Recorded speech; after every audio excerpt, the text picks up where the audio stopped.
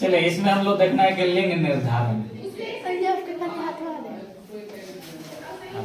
देखो लिंग निर्धारण के बारे में पढ़ना है कि लिंग निर्धारण कैसे किया जाता है कि जब जो बच्चा जन्म लेगा तो बच्चा जन्म लेने के बाद वह लड़का होगा या लड़की होगा, इसका निर्धारण कैसे किया जाता है। तो हम लोग पिछले क्लास में हम लोग पढ़े हैं कि मनुष्यों में 23 जोड़ा गुणसूत्र होते हैं। कितने जोड़ा गुणसूत्र होते हैं? 23 जोड़ा गुणसूत्र होते हैं। 23 जोड़ा गुणसूत्र होते हैं।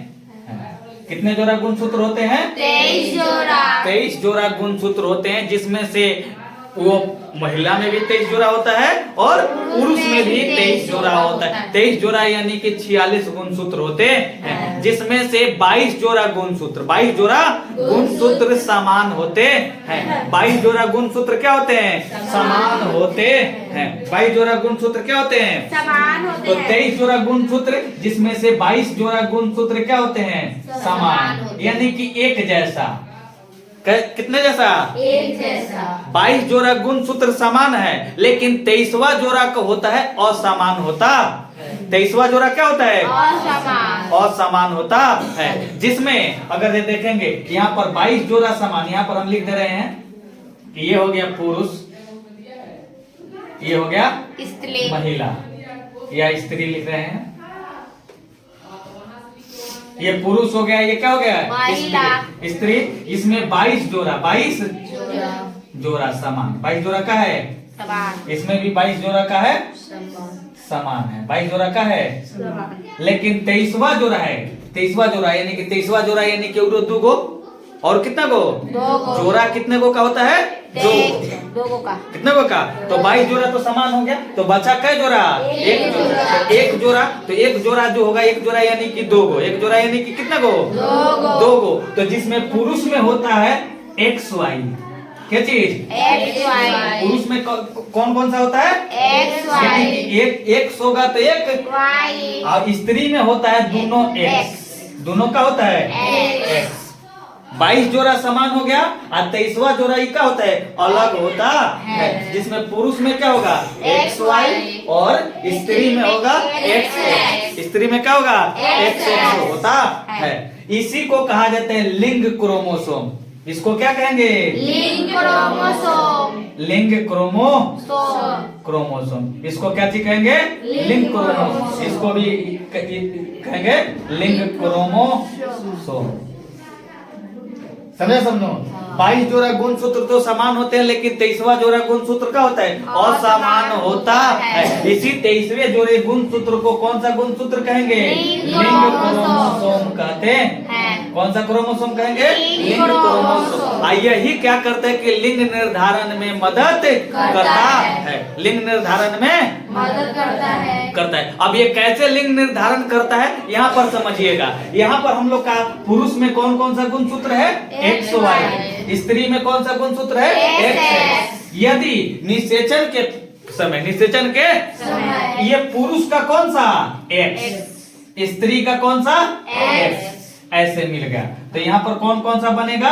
XX युग्मनज का निर्माण होगा।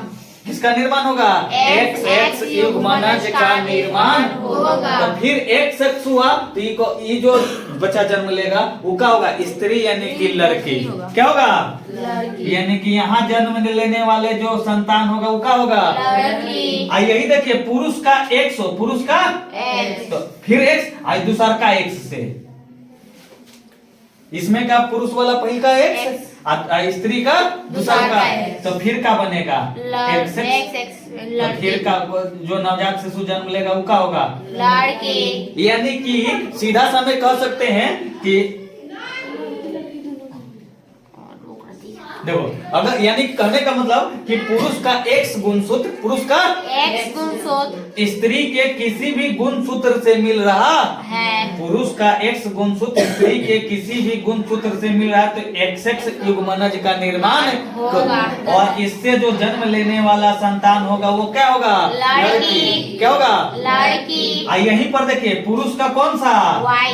Y। कौन सा? Y। इससे मिले X से, तो क्या बनेगा? X Y X Y. तो एक्स वाई जब बना तो ये क्या बनेगा? लड़का यहाँ पर जो संतान जन्म लेगा वो क्या होगा? लड़का लड़का होगा। या फिर यही वाई वाला इससे मिल जाए, इससे मिल जाए तो यहाँ पर भी क्या बनेगा? X Y. क्या बनेगा? एक्स तो वाई। यहाँ पर भी जो लड़का संतान जन्म लेगा वो क्या होगा? लड़का। यानी कि कहने का मतलब कि पुरुष का वाई गुणसूत्र, पुरुष का वाई गुणसूत्र किससे मिल रहा है? स्त्री के किसी भी गुणसूत्र से मिल रहा है। तो क्या बनेगा? X Y. हाँ, एक्स वाई लड़का। युग्मनज बनेगा और उस समय जो बच्चा जन्म लेगा वो क्या होगा? लड़का होगा। क्या कौन क्या होगा? लड़का। तो यहाँ पर देखिए हम लोग का लड़के या लड़की के जन्म लेने में मुख्य भूमिका कौन निभा रहा है? पुरुष। कौन सा? क्योंकि स्त्री में हमेशा कौन है? एक्स। तो इससे कौन जा रहा है उसे मतलब नहीं। एक्स जाएगा तो एक्स बनेगा तो लड़की हो जाएगा, और वाई जाएगा तो एक्स वाई बनेगा तो उस समय लड़का। यानी कि बच्चे के यानी कि जो बच्चा जन्म ले रहा है वो लड़का जन्म ले रहा है या लड़की, ये किस पर निर्भर कर रहा है? पुरुष पर निर्भर कर रहा है कि पुरुष का कौन सा गुणसूत्र जाकर संयोग किया है ना, कौन सा गुणसूत्र जाकर संयोग किया है और कौन सा युग्मनज का निर्माण किया है। यदि एक्स युग्मनज बनेगा तो नवजात शिशु क्या बनेगा? लड़की। एक्स वाई गुणसूत्र बनेगा तो कौन सा जन्म लेगा? लड़का। यानी कि लिंग निर्धारण में किसका भूमिका है? पुरुष का भूमिका है। लेकिन आज भी हमारे समाज में जब लड़की जन्म लेती है तो उसका दोष किसको दिया जाता है?